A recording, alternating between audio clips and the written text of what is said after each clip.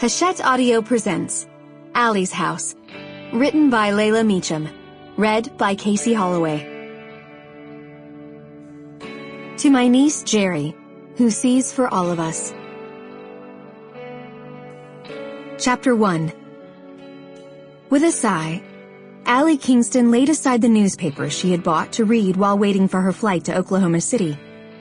Texas newspapers, like those in her own home state, were filled these days with little but the woes brought on by the oil glut.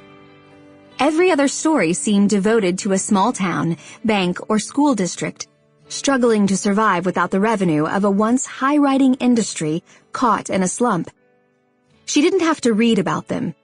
In Claiborne, she saw evidence of all three daily. How fast the house of cards had fallen once the demand for oil decreased, leaving everybody but a fortunate few caught in the collapse. She had been among the fortunate few. Her business had not been founded on the vagaries of oil production, but on the breeding of quality horses and purse-winning racing stock. So far, she'd suffered only the enviable problem of trying to keep up with the demand. She had just about decided to browse in the gift shop when a tall man, dark, slim, impossibly handsome, strode into her vision from the concourse. She sat, transfixed, disbelieving, her heart nearly failing at the sight of the familiar figure headed for a panel of telephones directly in front of her. It was Marshall Wayne. There was not the slightest doubt that it was he. Time had not changed him, merely polished and refined, strengthened and enhanced his figure, just as she had known it would. She would have known him anywhere, at any age.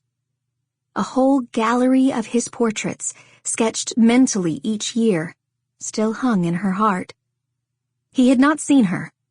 She looked hurriedly around for the newspaper to shield her face until she could adjust to the shock of seeing him again.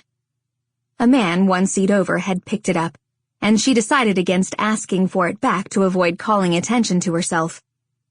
Opening her purse, she took out her ticket, anything to read, to focus on, while her heart stilled and her vision cleared. Marshall had lifted the receiver and was dialing. What was the matter with her? How could she react this way? Here she was, almost past 30, successful, admired, and respected, yet still at the mercy of some paralyzing infatuation with a man she suspected wouldn't spit on her if she were on fire. Sample complete. Ready to continue?